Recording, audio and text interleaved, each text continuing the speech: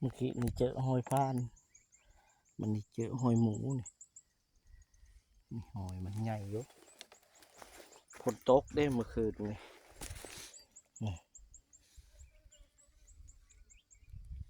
ฝนตกเมื่อคืนนี่มันเลยออกโอ้นี่หอยมันเช้านี่ออกโอ้ค่อยมา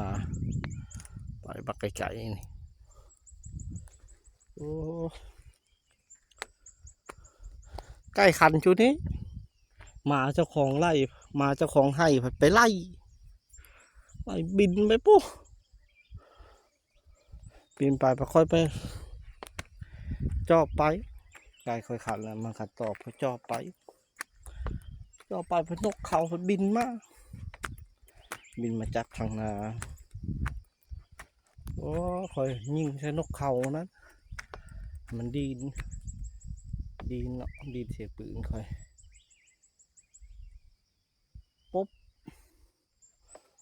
บลงไปลุ่มพุ่นละมิดจิลี่เลยไปต่อโมกะมิดจิลี่เมื่อเราได้ยินเสียงขันมันอยู่ในลุ่มมันตกใจเสียงปืนค่อยยิงนกเขาโอ้งูผ่านหลายเขตนี่ยอมหับอยู่หอยเจอเมื่อกี้นี่เขาเจอหอยผ่านมักใหญ่อันนี้เจอหอยหมูอีก